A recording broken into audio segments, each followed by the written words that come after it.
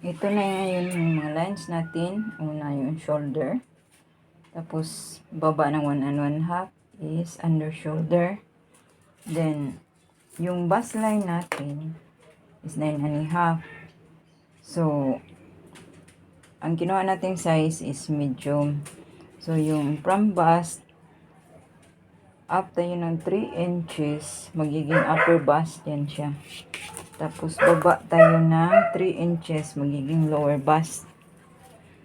Then, upper waist, lower waist, corset line is 1 1/2 from lower waist. Then, hip 1 is 3 1/2. 7 is hip 2.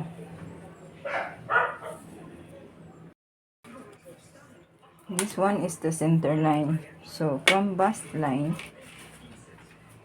kukunin natin na bust width is 7. So, 1/2 ng 7 is 3 1/2.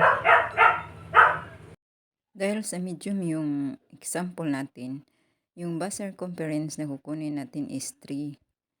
Kukunin natin yan ng pabilog.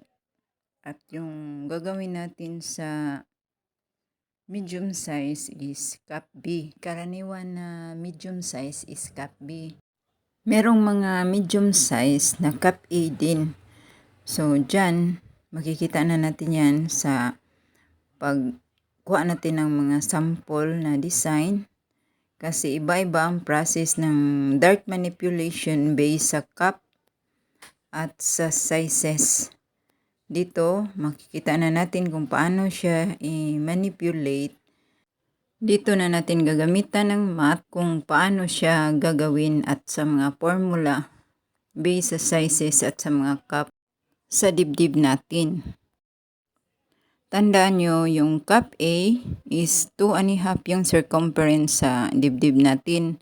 Yung medium size is cup B. Ang circumference niyan ay 3 inches.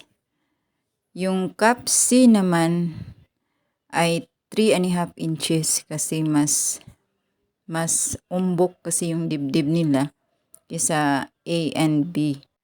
So, based sa cup, mag-iiba yung dart kasi mas malalim yung mas malaki ang dibdib, mas malalim yung dart na gagamitin natin para sa dart manipulation.